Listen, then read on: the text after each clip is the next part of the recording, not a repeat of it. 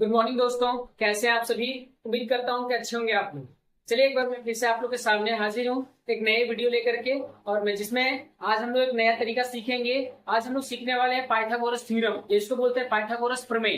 जिसमें हम लोग ये जानेंगे कि कर्ण क्या होता है, आधार क्या होता है, लंब क्या होता है और किस प्रकार से हम लोग इसके ऊपर क्वेश्चंस करते हैं। तो कुछ क्वेश्चंस भी करने वाले हैं। तो आज की वीडियो में हम लोग सीखने वाले हैं कि पाइथागोरस प्रमेय होता क्या है। तो चलिए दोस्तों, ज्यादा मैं अपना वीडियो को लंबा ना करते हुए मैं सीधा वीडियो पे चलता हूं। उससे पहले मैं बता दूं दोस्तों कि जो भी मेरे इस चैनल को सब्सक्राइब नहीं किए होंगे थोड़ा सा सब्सक्राइब कर लेंगे और बेल आइकन को दबा लेंगे, ताकि मैं अच्छी अच्छी वीडियो आप लोग के सामने पेश करता रहूं, ताकि आप लोग को जल्दी से नोटिफिकेशन मिलता रहे और आप लोग मेरी वीडियो को देख सके। तो चलिए दोस्तों, बिना देरी किए शुरू करते हैं आज का वीडियो। आज हमारा जो टॉपिक है वो हमारा टॉपिक है पाइथागोरस प्रमेय। और पाइथागोरस प्रमेय को बोलते हैं पाइथागोरस थ्योरम। पाइथागोरस थ्योरम भी कहा जाता है, प्रमेय भी कहा जाता है। ये हमेशा अप्लाई जो होता है दोस्तों वो होता है समकोण त्रिभुज के लिए। किसके लिए होता है? समकोण त्रिभुज। और समकोण त्रिभुज किसे कहते हैं? जिसका एक एंगल 90 डिग्री हो। तो देखिए दोस्तों, ये ऐसे है एबीसी, मैंने एक ट्राइंगल बनाया है और एबीसी ट्राइंगल में ये जो एंगल बी होगा ये हमारा कितना डिग्री होगा दोस्तों? तो ये हमारा होगा 90 डिग्री। इसका मतलब ये कैसा त्रिभुज है? समकोण त्रिभुज है। ठीक है दोस्तों,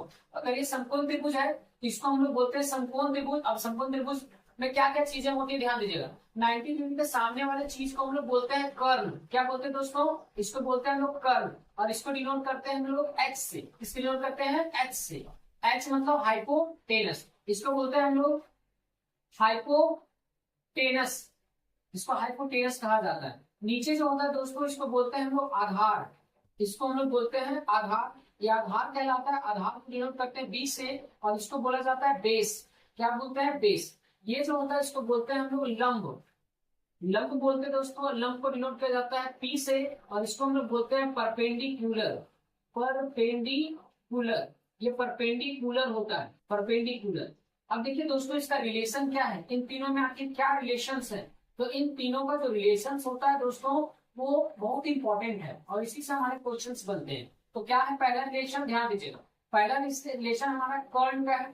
तो सर कर्ण का, तो कर्ण का स्क्वायर बराबर होता है आधार का स्क्वायर प्लस लंब का स्क्वायर। ये इसका स्क्वायर होता है। दूसरा देखिए दोस्तों, यहीं से निकल जाएगा मेरा। अगर मुझे मान लीजिए कि मुझे आधार का स्क्वायर निकालना हो या आधार निकालना हो, तो आधार का स्क्वायर बराबर क्या होगा दोस्तों? लंब का स्क्वायर भी माइनस कर देंगे। इसका मतलब कर्ण का स्क्वायर में माइनस करना होगा आपको इसके स्क्वायर को, लंब के स्क्वायर।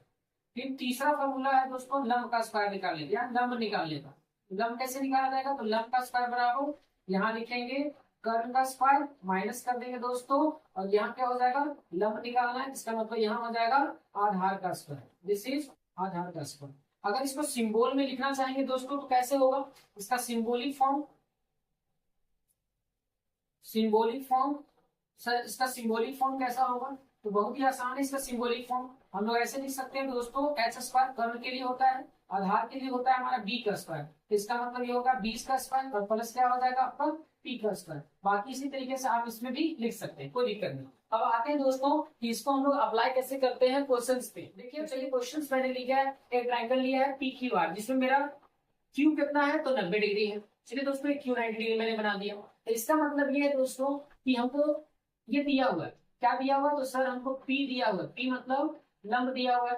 सर बी दिया हुआ, बी मतलब आधार दिया हुआ है। तो सर आपको एच निकालना है, मतलब क्या निकालना है? तो सर आपको एच निकालना है। तो अब देखो, अगर मुझे एच निकालना हो तो हम पाइथागोरस का इस्तेमाल कर लेंगे। तो हम जानते हैं, क्या जानते हैं कि एच स्क्वायर बराबर क्या होता है? तो एच स्क्वायर बराबर होता है आपका बी स्क्वायर और प्लस क्या होता है? P square. अब वैल्यू रख दीजिए।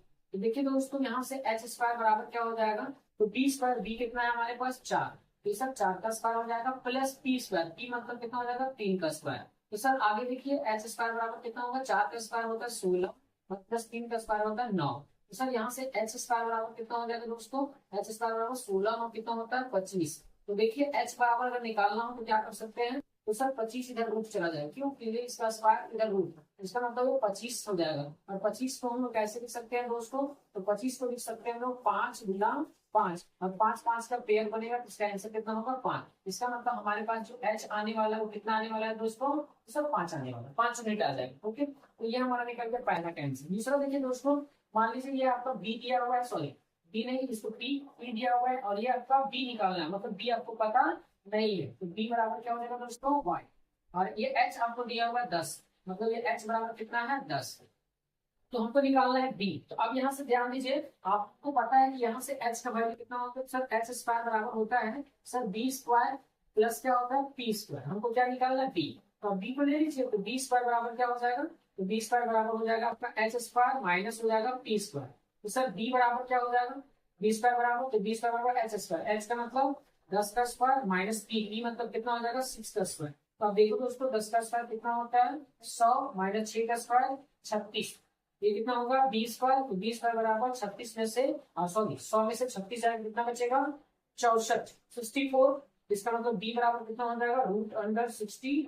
और 64 को कैसे लिखा जा सकता है, ये लिखा जा सकता है 8 गुने 8, और 8 8 का पेयर बनेगा तो 8। इसका मतलब कितना यूनिट हो गया दोस्तों, तो b का वैल्यू हमारे पास यहाँ 8 आ रहा है और यहाँ h का वैल्यू हमारे पास 5 आ रहा है। इसका मतलब b का वैल्यू कितना हो जाएगा 8 यूनिट हो जाएगा।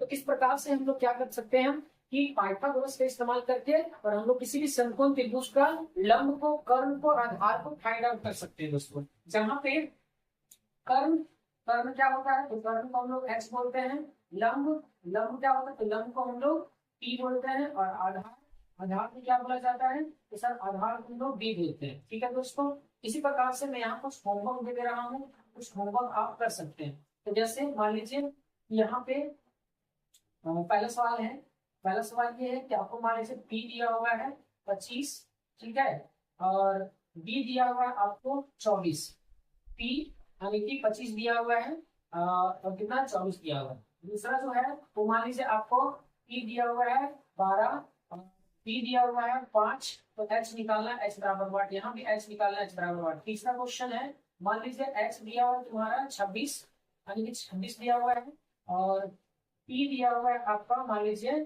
10, तो सर यहाँ से b निकालना है कि क्या होता है। तो इस तरीके से आपका, ठीक है, आगे आप देख सकते हो और बाद में हमारे इसका आंसर जो होगा दोस्तों हम कमेंट में बता सकते हैं। ठीक है, चलिए दोस्तों, तो यहाँ तक मैंने आपको ये बता दिया कि किस प्रकार से समकोण त्रिभुज का हम लोग क्या निकाल सकते हैं, कर्ण, आधार और लंब।